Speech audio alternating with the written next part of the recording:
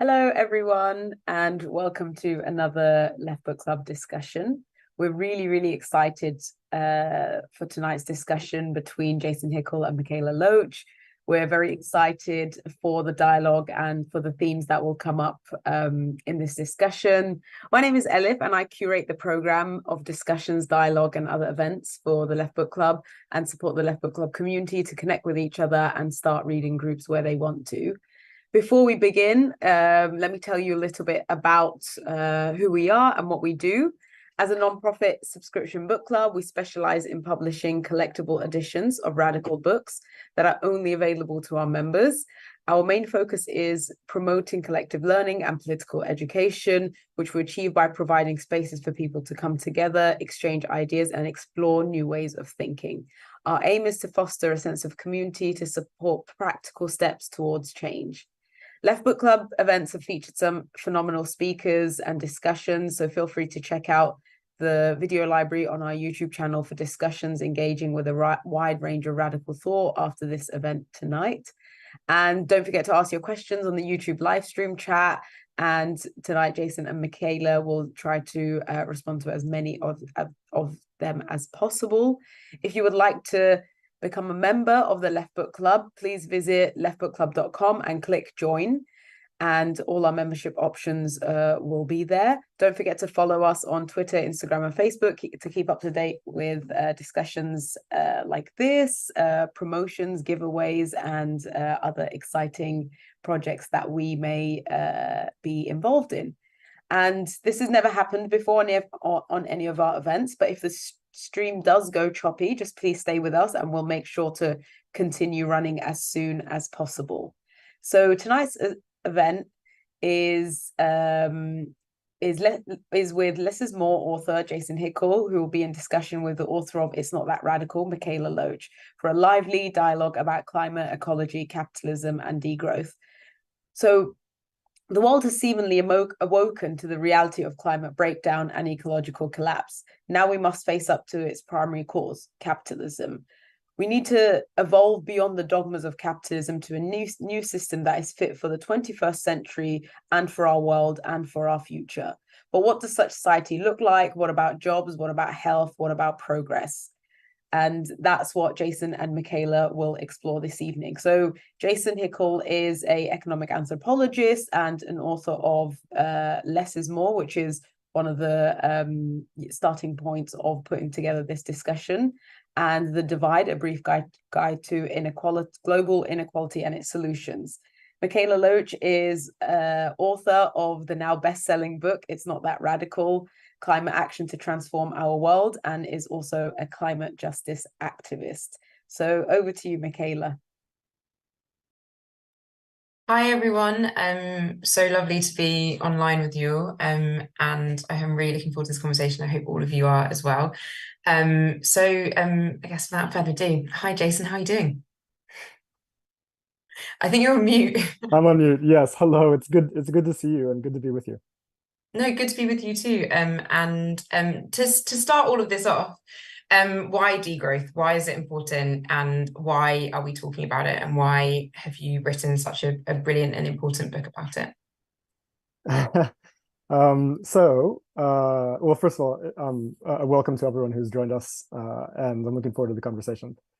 So in terms of, a very brief kind of case for degrowth, I guess one approach is to think about it in climate terms, so that we know and we agree on the fact that we need something like a Green New Deal, by which I mean, right, very specifically like public finance and public mobilization to accelerate renewable energy rollout and public transit and insulation, et cetera, et cetera.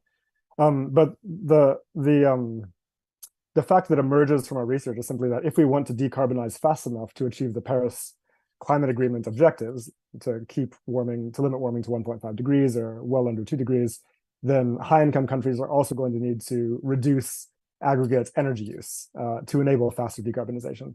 Now, of course, some of that can be achieved with efficiency improvements and technological change, et cetera, and we embrace all of that. Like, degrowth is not anti-technology. I want to get this out there at the beginning. But we also recognize that it's not enough. for various reasons, like basically in a capitalist growth-oriented economy, then savings from efficiency improvements are generally like leveraged to expand the process of production, which ends up wiping out many of the gains you achieve in this process, right? So in addition to efficiency improvements and technological change, we also need to actively scale down certain forms of socially less necessary production, right? Which reduces energy use more directly and allows us to achieve a much faster decarbonization. Now, I want to specify real quick that degrowth does not mean reducing all forms of production. In fact, it calls for increasing a lot of forms of production. We can talk about this later, that are necessary for human needs and well-being, right? Universal public services, et cetera, et cetera. But clearly, there are huge chunks of our economy that exist mostly in order to maximize corporate profits and are extremely destructive and socially unnecessary, geared towards elite consumption, et cetera, et cetera. Things like SUVs, mansions, private jets, commercial flights, industrial beef, fast fashion, weapons, advertising, the practice of planned obsolescence, et cetera, et cetera. So these need to be scaled down to reduce both energy and material use, right? At the same time, and this is really critical, we have to reduce the purchasing power of the rich. We know from recent research that millionaires alone are right now projected to burn through 72% of the remaining carbon budget for 1.5 degrees globally. This is an egregious assault on humanity and on the living world, and none of us should accept it. We need very sensible policy on maximum income ratios, wealth taxes, et cetera, to deal with that problem. So this is kind of the basic kind of climate case for degrowth. And I guess I kind of want to emphasize that I see degrowth as is really best conceptualized as a part of a broader like eco-socialist and anti-imperialist transformation. I think we have to recognize that we don't only face an ecological crisis, we also face a massive crisis of social deprivation, which particularly impacts the periphery due to imperialist dynamics of unequal exchange and appropriation, et cetera, but is also, of course, widespread in the core. And this is a result of how capitalism is structured, and that's fundamentally what we have to deal with here. So I think we need to frame degrowth in that broader kind of objective, which I think is quite crucial. No, for sure. And there's so much that you said there that I feel like we could go into. But I feel like to kind of begin with, I really enjoyed how in the book you kind of give that historical context of how we ended up here and how we ended up with this economy in particular, and why growth has been focused on in the way it has, and the important colonial nature of that. And I just wondered if you could speak a bit on how degrowth is connected to colonialism and current kind of imperialist structures, as you said already, and therefore why we need to be, or why degrowth has to be anti-colonial or decolonial. Yeah, I think this is super important. In fact, this is actually what brought me to degrowth. I know that a lot of people approach degrowth or initially come to degrowth from a kind of ecological activism or science or ecological science perspective, but for me, it was definitely through the lens of world system theory and anti-imperialist or anti-colonial analysis. So, the crucial thing is simply that the high levels of accumulation and aggregates throughput or consumption that we see in the core, right? Where and this is the main issue we have to emphasize, right? Is that it's high income countries that are overwhelmingly responsible for driving the ecological crisis, right? This is a basic fact we have to have front and center. And that excess use of resources and energy, et cetera, is actually enabled by a large net appropriation of resources and labor from the global south, right? And this is something that's been demonstrated repeatedly over the past couple of years in the empirical literature.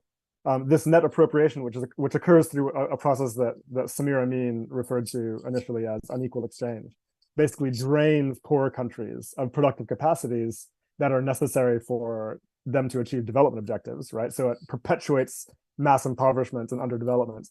But it also means that the social and ecological impacts of excess growth in the global north are effectively offshored to the south, right? Where the bulk of the damage happens. And so the high levels of consumption or accumulation that we see in, say, Finland or Britain, the consequences of that occur in places like Indonesia and the Congo and Bolivia and Brazil and so on, right? That's where the damage happens.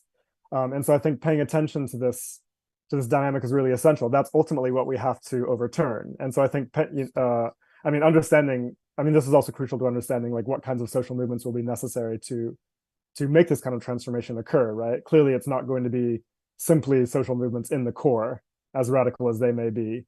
it's going to have to involve alliances with and so on with anti-colonial movements in the global south that are presently already addressing these concerns. Yeah, no, I love that you said that, because a group that I organise with is called Resist Glencore, and it was founded on this question of kind of how do we be in active solidarity with the most impacted communities, with an awareness that the concentration of wealth of these companies that are causing this harm is happening like an hour away from where we live here, and then how could we like be in active solidarity with these communities in a way that we are acting as they would if they lived 1 hour away from their concentration of wealth. And so Glencore is the company that we organise against in particular, and the communities that we've been working in solidarity with is the Yukva indigenous community in Colombia, whose ancestral lands have been completely destroyed by Glencore over many, many years. Every year, about 40 children in their community are dying from the poisoning of their water. Indigenous land defenders are being murdered constantly in that area. And meanwhile, Glencore are able to make like multi-millions in profit that is concentrated in the UK and in Switzerland in particular.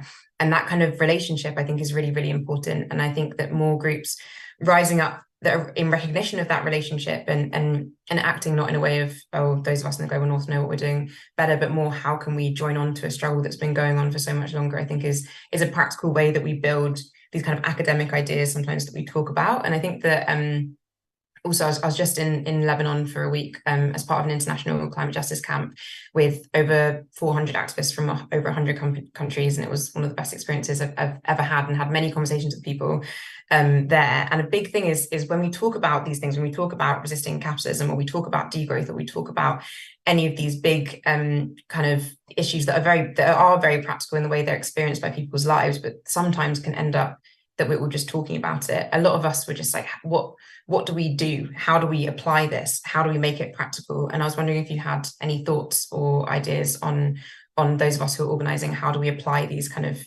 concepts to the organizing that we're doing? Yeah, no, I think it's so important what you said earlier about the fact that communities in the global south have been addressing these concerns for a long time. And I think there's an amazing document called the People's Agreements of Cochabamba, which was signed in 2010, and I highly recommend anyone listening to have a look. You can find it online. It's amazing because it's an extremely thorough analysis of the nature of the ecological crisis, which it explains is driven by the underlying structure of the world economic system. It's very clear-eyed about that. And it calls for a very clear kind of anti-colonial mobilization and response. And I think it's essential that environmentalist movements and other progressive movements in the core are reading these texts, paying attention to their demands, doing what's possible to sort of embrace that analysis, and also to align with these movements in what they're trying to achieve. That's, I think, really critically important. But yeah, in terms of practical ways, like for people listening and so on, I think that one of the things that I've really been trying to push recently is simply that when we think about the kind of transformation that's going to be required here, and thinking about the kind of political movements that are necessary within the core, it's really clear that the environmentalist movement cannot be the main agents of this transformation alone, right? Obviously they have succeeded brilliantly, and this is huge respect at bringing the climate crisis to the fore of public discourse, okay? But at the same time, the movement basically lacks a deeper structural analysis of the structural economic drivers of this crisis. And they also tend to lack a kind of class analysis of how this is playing out. I think that's really important to bring on board. And also they clearly lack the political power, the political leverage that's required to achieve the kind of transformation that we need to see.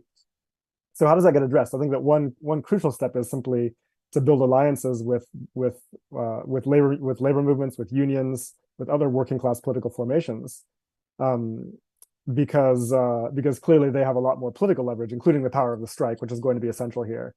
And to do that, I think it's really critical that environmentalist movements foreground not only ecological demands but also social demands, right? And the degrowth literature is very very strongly emphasizes the need for things like universal public services, affordable housing, a public job guarantee, a shorter working week to abolish unemployment, living wages, a fair distribution of income, et cetera, et cetera. All of this is really essential to building a society that can be stable in the absence of growth and can improve social progress and human well-being in the absence of ever increasing levels of aggregate production and capital accumulation, et cetera, et cetera. So, I mean, there's no addressing the ecological crisis without strong social policy.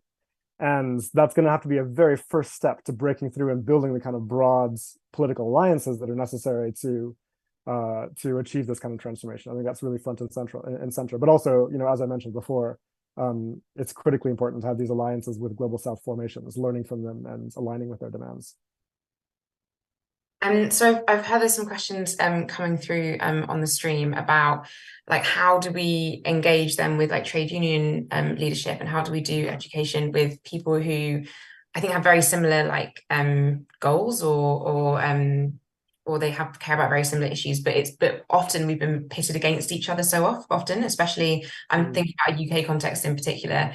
Climate has become this like huge culture war that it never was really before, especially around the ultra low emission zone in London and the creation of that, and the way that some people are arguing that the creation of that left behind a lot of working people and did not include them. But in the creation of that, it will save the lives of many people who are currently having their lives shortened or impacted by extreme air pollution, and obviously the climate crisis in a longer sense. And so I was wondering, like, how do we tackle these climate wars, these kind of culture wars that are being created, and how do we respond to them? And then how do we maybe like have these conversations with people who we have the same goal, but we might be being directed in different ways by a very kind of deliberate divide and conquer, I think, tactic that happens by the ruling classes. Yeah, it's interesting. I mean, I think so many of these culture wars are basically fomented by the media and don't have like a lot of kind of real organic basis. And so it's important to understand what the real grievances are. And I think that there are some legitimate ones, and this, I mean, some very legitimate ones. I think this really like reveals the core of the problem here is that we have an economic system that is just shot through with perpetual economic insecurity, right? I mean, huge numbers of people struggle to meet basic needs. They fear unemployment, and this is a constant risk for them, right? They can barely afford housing, let alone things like nutritious food, which are obviously essential to well-being, et cetera. So there's a real sense of like constant insecurity.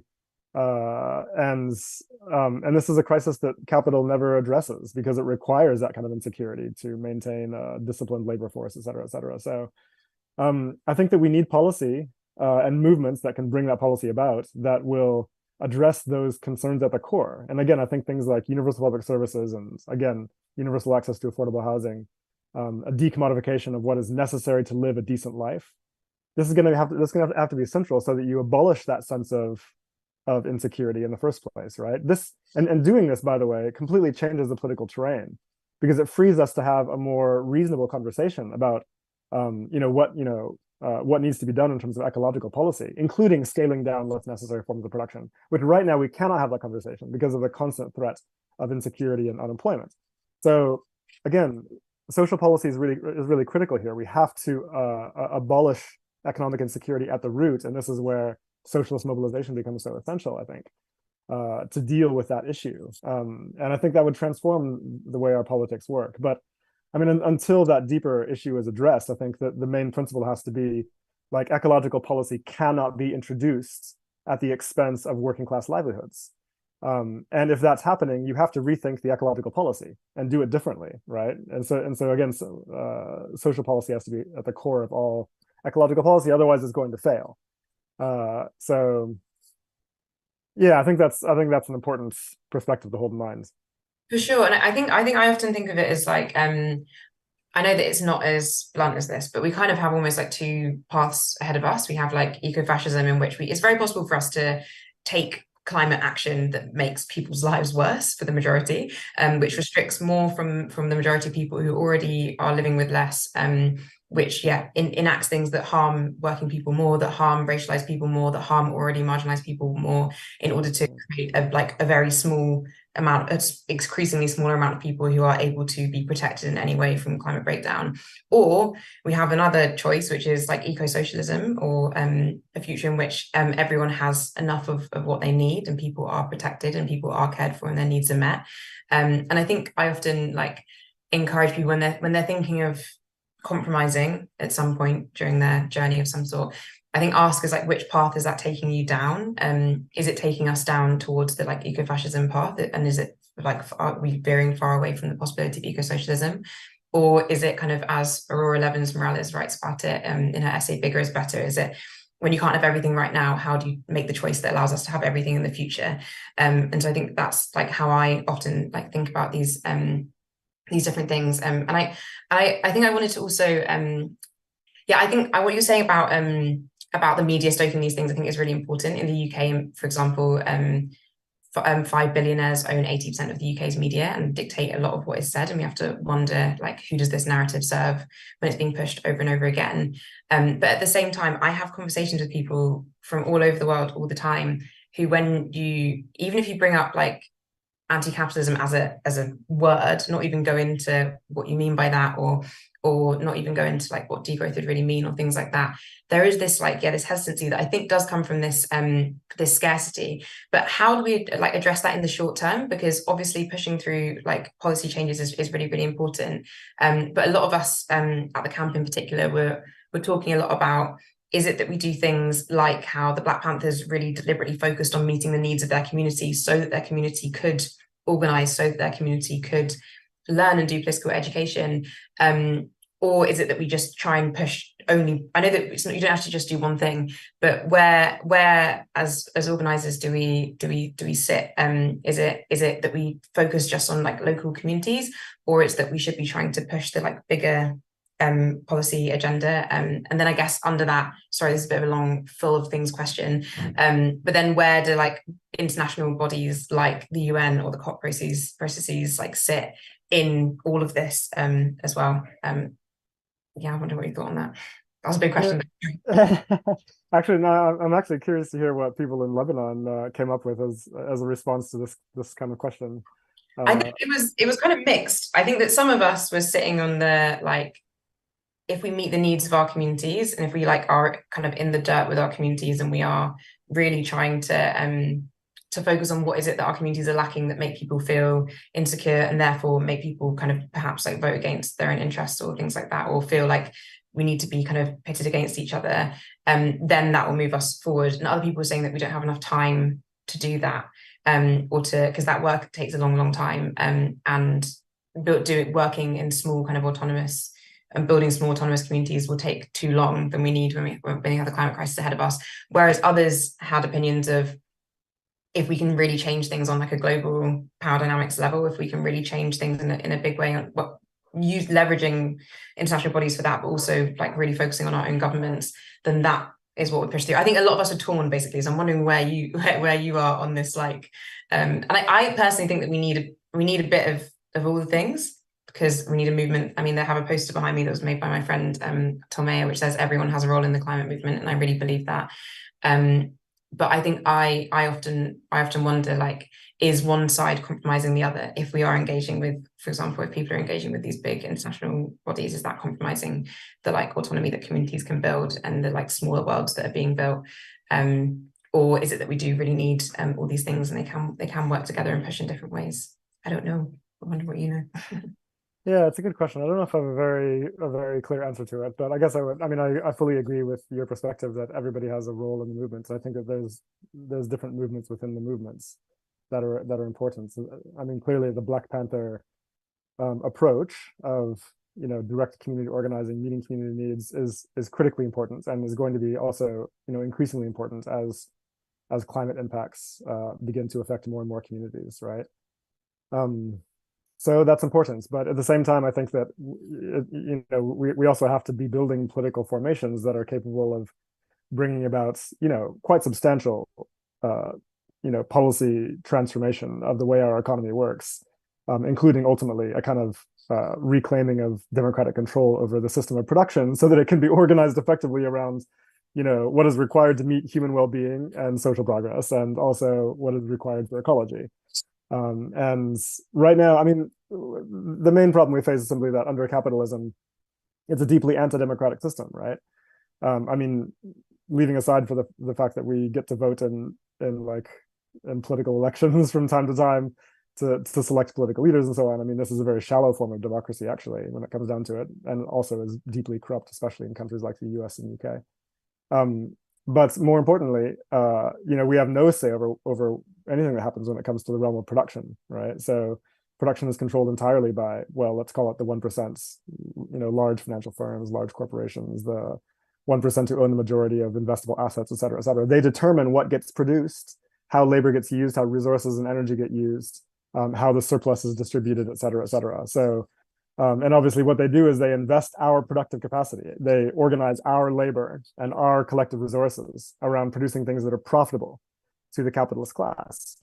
And so we get, incredibly perverse forms of production. We get, again, SUVs instead of public transit. We get, fast fashion instead of nutritious food, et cetera, et cetera. And so clearly that has to be addressed at the root, which means a kind of an assertion of democratic control over production and what gets produced and for what purpose, so that we can meet human needs and also address ecological concerns really rapidly. I think that has to be at the core of our objective, and we need to build political parties that are capable of achieving that, a kind of democratic eco-socialist transformation. I think that, and that takes very serious organizing, right? And I think that we need to learn from the successful struggles of the past. Thomas Sankara used to say that we are heirs of the world's revolutions, and I think that we need to learn from the world's revolutions, learn from the civil rights struggle in the United States, learn from the labor movement of the early 20th century, learn from the anti-colonial movements, where you have basically the most oppressed people on the planet successfully overthrowing the most violent imperialist forces that history has ever known, right?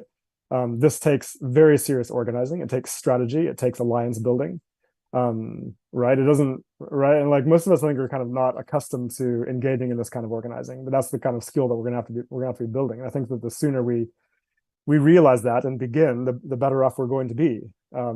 So that has to be, I think, part of it, alongside the more kind of community-oriented mobilizations. And I want to add something here, really very briefly, which is that I really don't think that degrowth needs to be a slogan here, right? I think that the word degrowth is like critically important for our analysis. I think it's critically important for the science. It's been extremely fruitful in thinking about the nature of the ecological crisis and what has to be done. It's excellent at like cutting through bullshit. It's excellent at avoiding co-optation and so on, right? But it doesn't need to be like a major public-facing political slogan. I think that for that we need slogans that focus on the world we want to achieve, right? One that's where our productive capacities are organized around well-being and ecology. And so, yeah, I think we need movements toward that end, and they're going to take various forms, but they need to be built. And I think that's the critical reality we have to face. No, I'm glad that you said that, because that was something else I was going to ask, is if does degrowth need a rebrand because of a lot of the misconceptions and perhaps fears that like come around it and how people's perception of it. I remember I first came across degrowth as being called degrowth because of my close friend and someone I organised with a lot called Josephine Becker, who is his big fan. So making sure that I mention her now. But she also she's now doing her PhD in degrowth and taught me a lot about, because I think at first I had also understood it as being perhaps similar to austerity measures and asking people to have less, because of, I think, perhaps reading some people's work who maybe do not fully understand it themselves. I'm a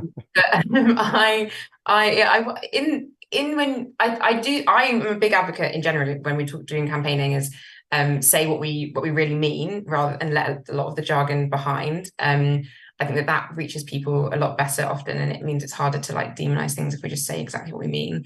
And also it welcomes people in, it invites people in. But I was wondering, like, when you're saying, so we want to have social policies that center well-being and center the economy on well-being, is that the response that we make sure that we have when people say, oh, doesn't degrowth mean that we will have to have less when we're already struggling with less, or doesn't degrowth mean the same as austerity? I was wondering how do we respond when someone perhaps has that misconception of it, and is it that we just leave the language of calling it degrowth behind and just decide to use other language instead, or is it important that we still hold on to that language even when we're having these conversations? Yeah, it's a really interesting question. It's one of these endless debates within degrowth itself. I mean, right? And so I don't think there's any like definite answers that people have a consensus on, but yeah, again, I think that it's a really useful term for lots of purposes. I mean, for both of us, clearly, it's been powerful in kind of breaking open our minds and thinking about. Well, I mean, it sort of forces you, right, to confront some of your unquestioned assumptions about how the economy should work. I mean, if you had asked me 10 years ago, I would have insisted, all day long that perpetual growth is necessary to maintain a stable economy, because this is what we're taught in economics classes, right? And it's just never questioned. And so it's useful to have that. It sort of forces you to confront your assumptions, and then you're forced to come up with interesting answers, right? So okay, we need to scale down aggregate production and consumption. So how do you do this in a way that also enables us to improve people's well-being and improve social outcomes? Because clearly that's going to be necessary, and this forces you to think about what policies will be necessary, what kinds of production need to be increased and what decreased. What does this mean for the macroeconomy? I mean, this is fascinating and important thinking that occurs as a result of this missile word, right? So I think it's really important for that purpose. I think it's kind of indispensable. Otherwise, we're left with sort of silly terms like sustainable development and whatever, right? Which, even BP and Shell use these terms. It's not acceptable.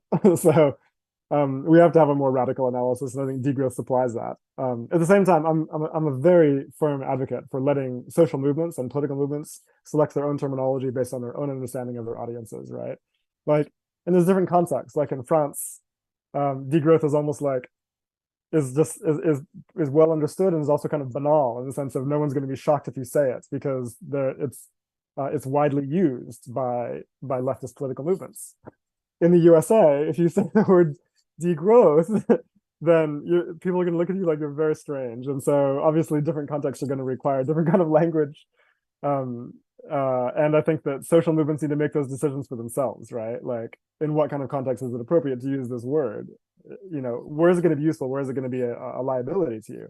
But what's important is the analysis. What's important is the policies. We need to be organizing around those policies.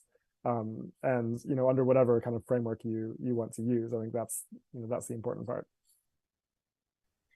Yeah, no, I think we need to be very practical in the face of things, I think, and less like perhaps precious sometimes, I think, around the language that we're using, and we need to be strategic and try and actually reach people and move things and change things, rather than, I think for a long time, I wrote about this bit in my book, but when in my organizing spaces, I almost, and even when I did media or things around climate actions, I'd almost have this like tick box in my head of the things that I could say that people I already organize with and already like care about these things would feel like I'd done a good job if I'd said those things, or if I was, smart enough, or understood the movement enough, or understood everything enough. And I think that we really need to get rid of that, because that's not the priority. The priority is not for people who already are aware of these issues or these concepts to like feel affirmed in already knowing them, or for us to feel, have our egos get a boost that we know things. It's about how do we reach people, and how do we change things, and how do we move things. And sometimes that means like working out what language works for that. And I think that's really important. And the contextual, wherever you are, and talking about that is really important, because I had a lot of conversations with some activists from Kenya when we were in Lebanon about degrowth and anti-capitalism. And once we talked about it without using the jargon, we were all on the same page. But with the jargon, it was this almost like we were hitting a brick wall with each other of misunderstanding what we actually meant. And so I think, I do think it's really, really important that both we are strategic, but also we make sure that our words can't be used against us or to defend systems that we don't want to exist. I think that was a really important point you made there. Okay, there's is there something you want to say now? I was going to ask one. Yeah, no, I was just going to respond to the question you asked earlier about austerity, because I'm a bit senile and I forgot. But no, it's true that I think that I mean, I don't know if this was like an organic misunderstanding, or again one that was like artificially perpetuated by very powerful social media accounts that wanted to push this narrative. But but any like even cursory reading of degrowth literature makes it very clear that it's anti-austerity, right? So austerity is a child of capitalism. Austerity is a child of a growth-addicted economy. Like, politicians in a capitalist economy, they resort to austerity in order to, stimulate growth, to immiserate people and force people more into the labor market, further labor discipline, further productivity, et cetera, et cetera. and of course to cut public spending in order to shift more power, like more purchasing power, more financial power into the capitalist sector. I mean, degrowth wants to do exactly the opposite. They want to decommodify, the core social economy. They want to democratize the production in the private sector. They want to ensure universal access to public services and decent livelihoods, et cetera, et cetera. So, I mean, it's actually like, if you read degrowth scholarship, it's actually impossible to misunderstand, to make this misunderstanding. So it's really unfortunate that it's out there, but that's the reality we face. So yeah, I mean, I think that the main rebuttal is again something to point out that austerity is something that we have now because of a growth addicted capitalist economy, and that's what we want to transcend, actually. I just think it's important that we say this a lot, because the reality is actually that like the majority of people aren't going to go away and read a bunch of like scholarly articles or books about very academic topics, and what we need is the majority of people to like still be able to understand these issues. And so that's why I think that doing accessible political education is so important.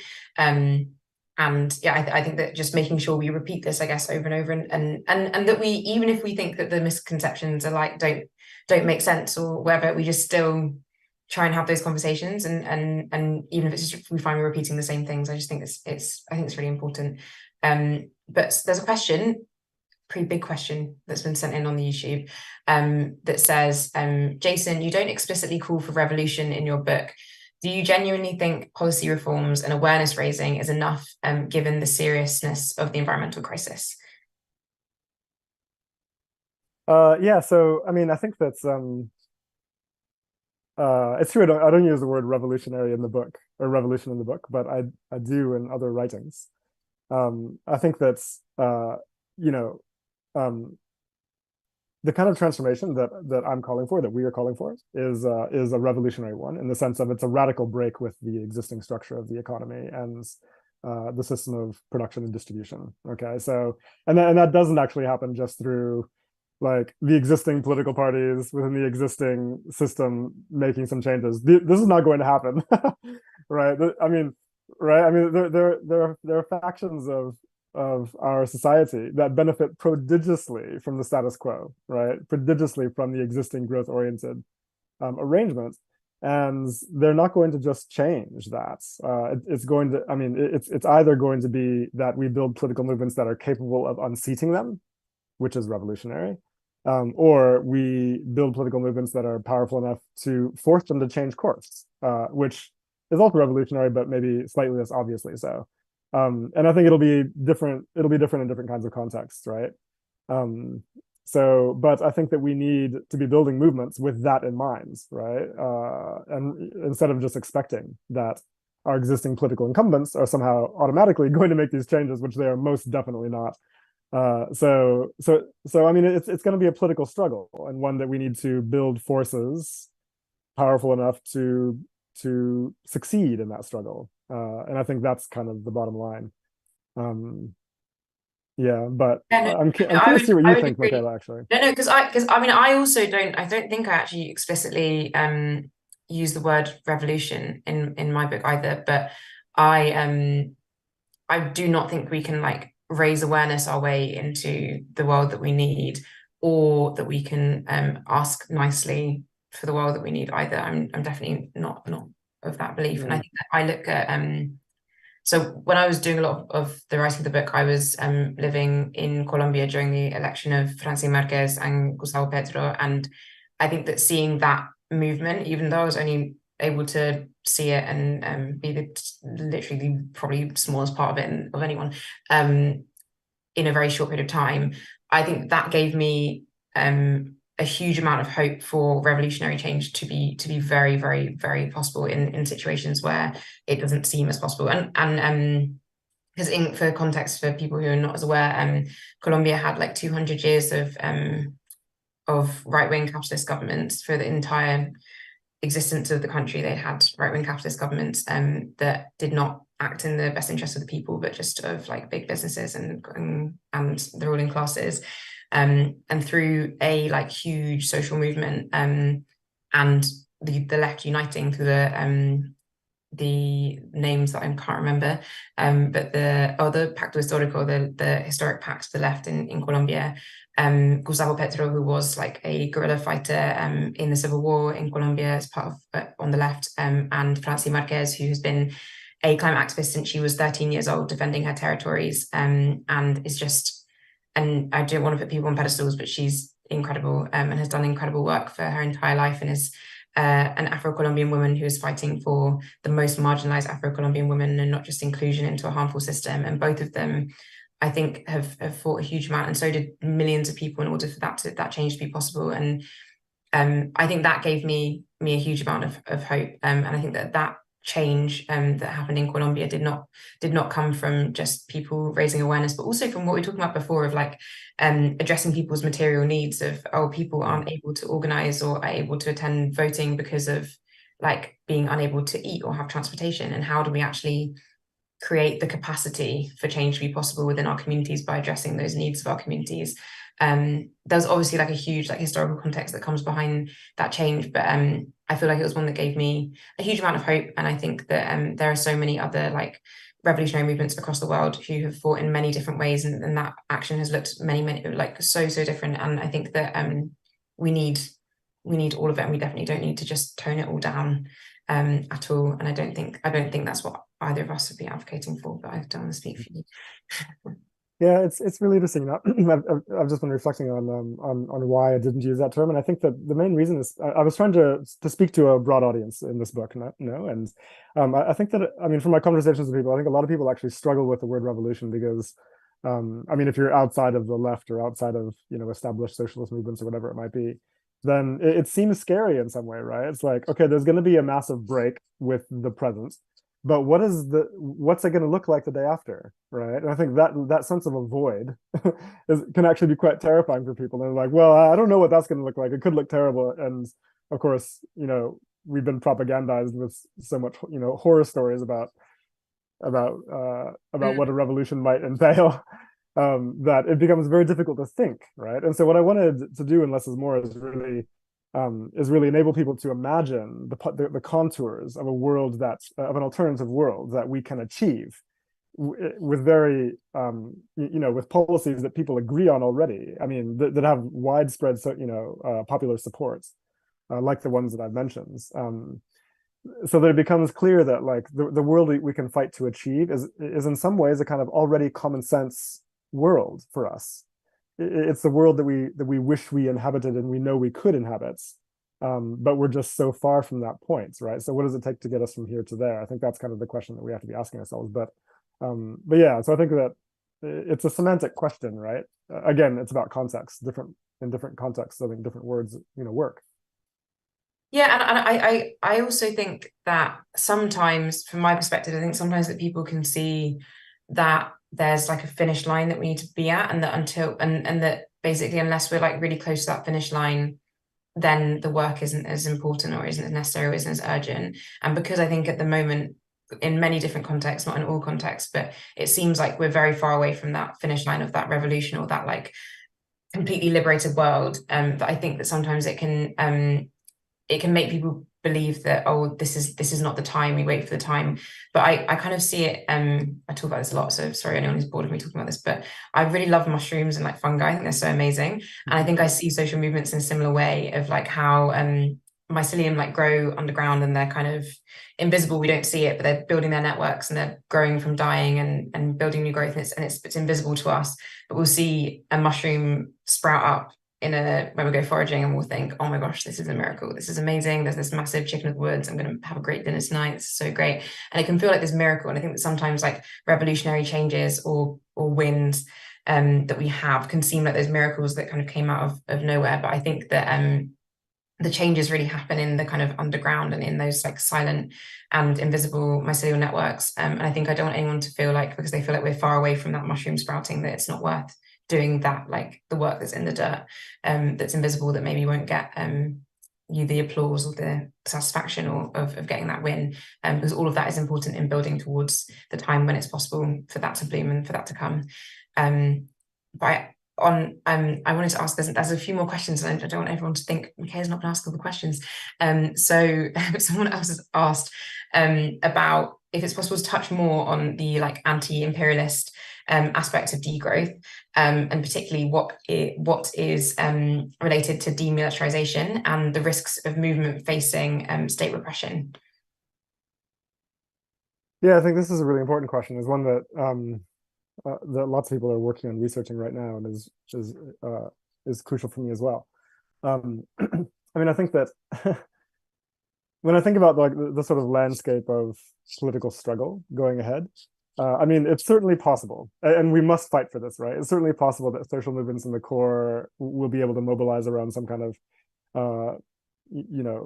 sufficient transformation of their economies to enable a kind of post-growth or degrowth pathway that meets human needs and also achieves ecological objectives, right?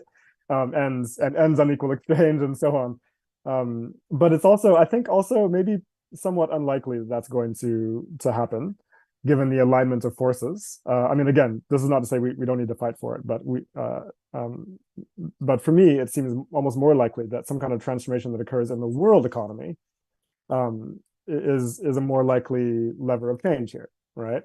And the reason I say that is because if you look at the way that the world economy works, right, the capitalist world economy, 90% of the labor that fuels the capitalist world economy is people in the global south, right? The global south has the majority of the world's arable land, the majority of the world's critical resources.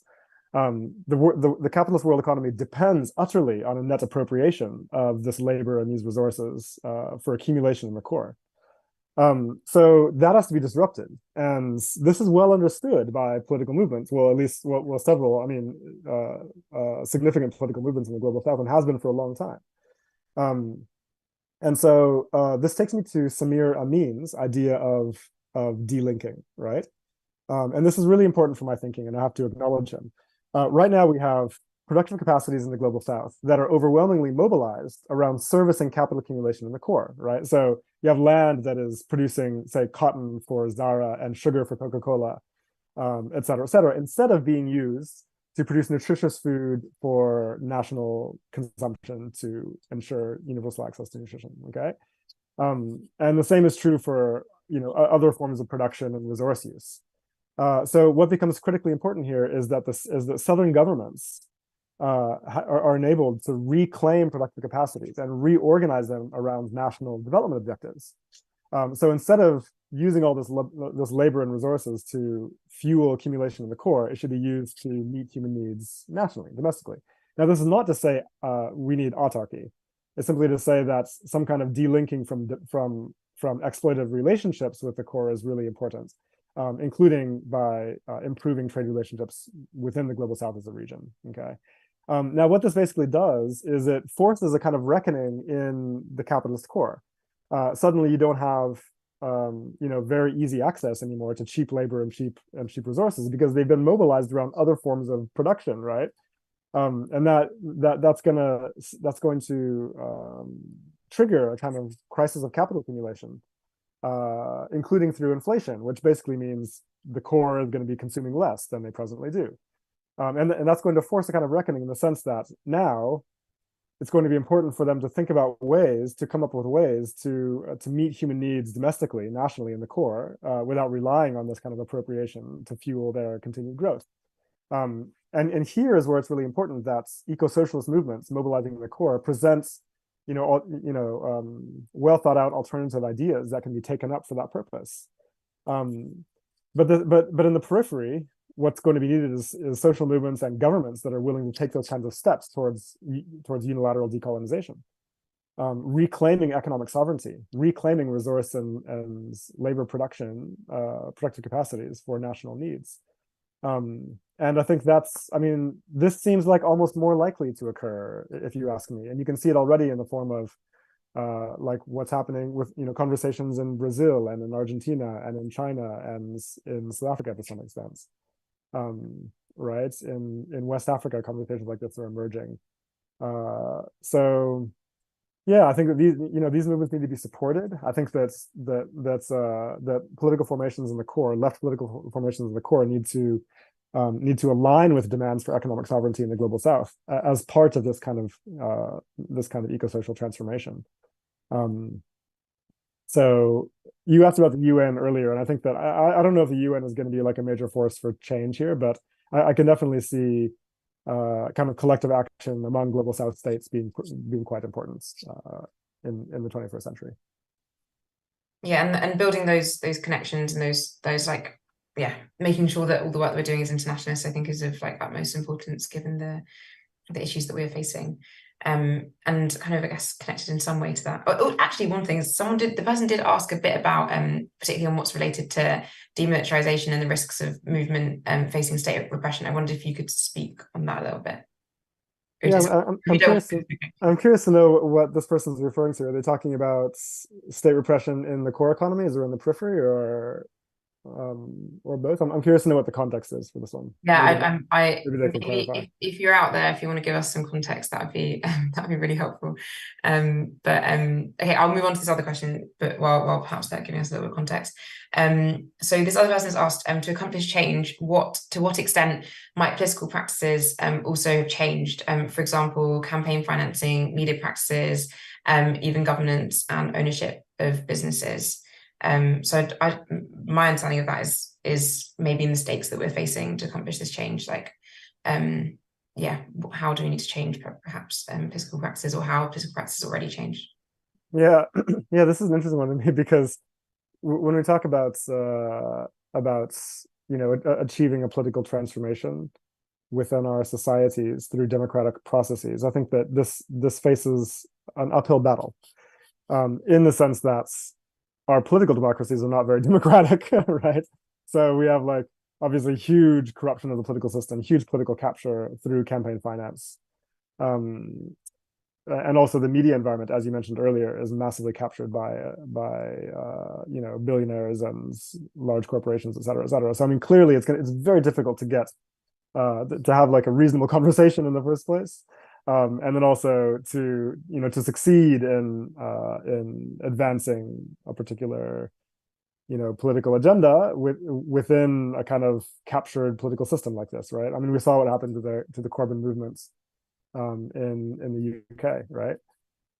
So that's depressing, and I think that yeah, I mean, obviously, like, it's urgent to change these things, to abolish this kind of campaign finance arrangements, and to democratize the media. These are demands that we have to have and fight for. But here's a kind of catch-22, right? Or a chicken and the egg question. I mean, we need that to be changed in order to have successful political movements, but we need successful political movements in order to accomplish that kind of change. So, I mean, look, there's no sugarcoating the challenge that's ahead of us. I think that we have to be willing to confront the reality of the political landscape and do what we can to organize in it. Yeah, and I think perhaps on that, like, chicken and the egg as well, it's also, I guess, how we get political movements that when they're able to change these things. I think a big part of that is how do we change the common ground of like what information is seen as common sense or as usable to the majority of people. And I think that we can do that not just through like talking about these things and writing about these things, but also through changing the social license that certain industries or certain practices have, by also bringing them to light in other ways, like maybe it's through disruptive actions or others as well. And I think that we don't need to wait for kind of that big successful political movement to happen. We have to find a way of like, how do we push that through? I'm only saying these things often because I think so often in these spaces, which are brilliant and incredible, there's a lot of like talking about things and not like, how do we do things? How do we build these things and how do we make them? And I think that yeah, books like yours and political books, like the function of them should be not for us to just feel like better about knowing the things, but for us to apply and to change and to build things and to move things and disrupt things. And so I really hope that so many people who are watching this have taken all the learning they've got from your book and all the others that they read, and have applied that in their communities and in their spaces, and have done what like they ask us to do, which is to organize. So I think that's so important, Mikaela. Yeah, and if we think about the successful political movements in the past and learn from them, I mean, it's not like the civil rights movement in the USA waited until they had like fair media coverage in order to win, right? I mean, they knew that it was going to take like building solidarities, building like wall-to-wall solidarities and alliances so that you would have a movement that would be impregnable and successful. And I think that this is the kind of organizing that's going to be required here. And I think that, yeah, I mean, you're absolutely right. The first step is, join unions, join movements, work within them, unite them, build that struggle. That's going to be crucial. Yeah, and I think that can look like so many different things.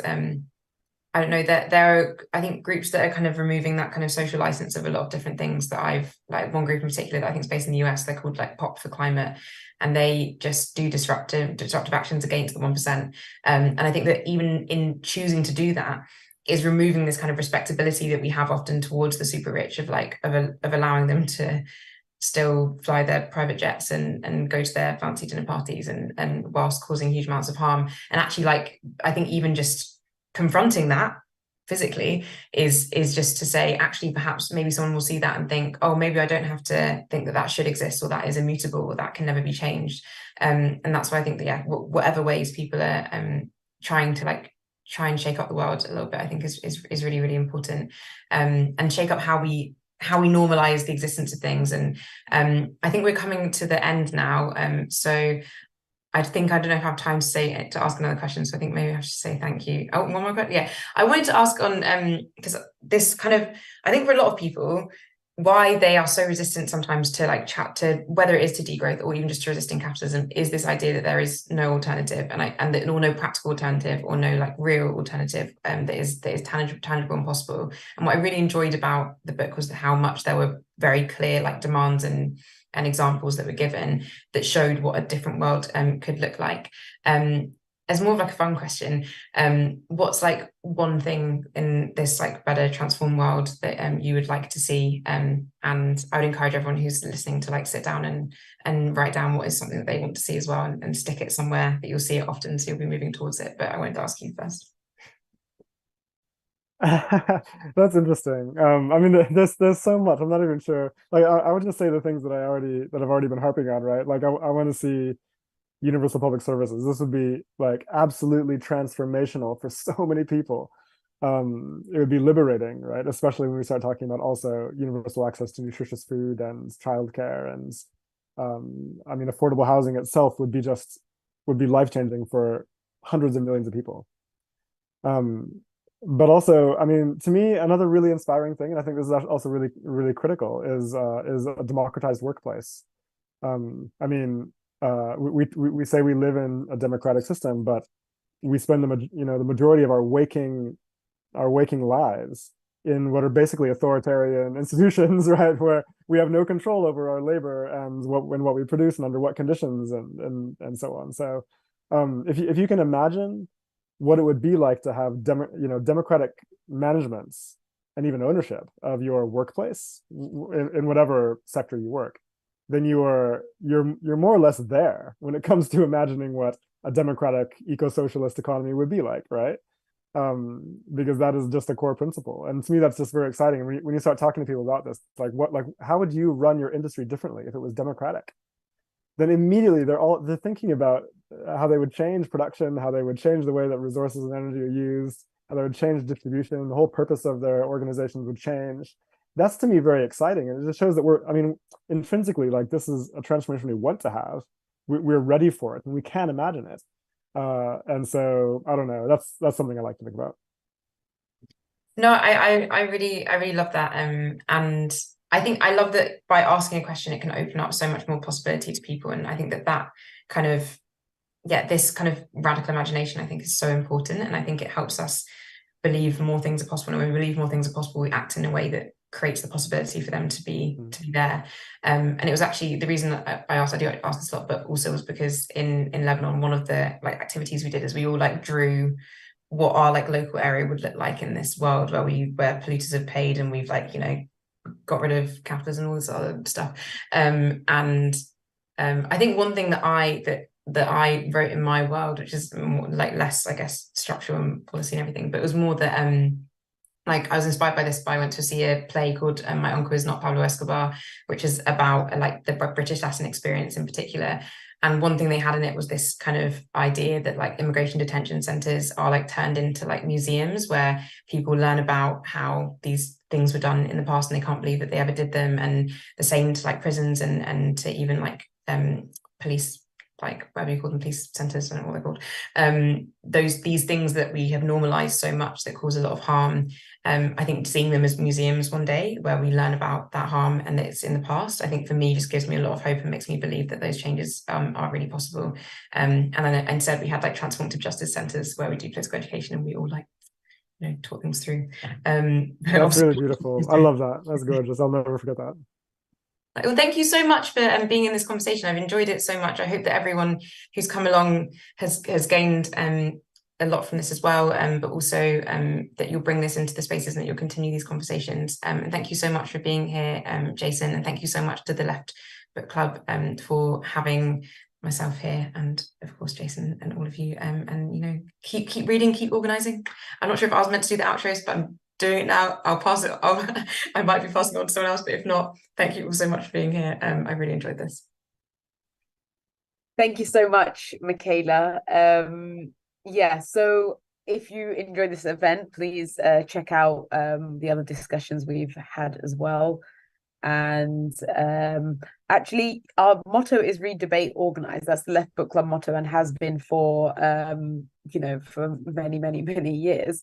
So if you would like to start a reading group, or you already have a reading group that you would like us to list, because that's also what, you know, what we would like to do, just please email me at elif@leftbookclub.com. You don't have to be a Left Book Club member to start a Left Book Club supported reading group. We would be happy to share resources on how to start, how to facilitate a reading group, and also how to select books. So please reach out if you would like to do that. And thank you so much, Jason and Mikaela, for this really, you know, energizing and beautiful conversation. I think everyone really enjoyed it. And again, you know, this could probably go on for hours and hours. So thank you very much, and good night or good day or morning to everyone watching, depending on where you are. Thank you very much.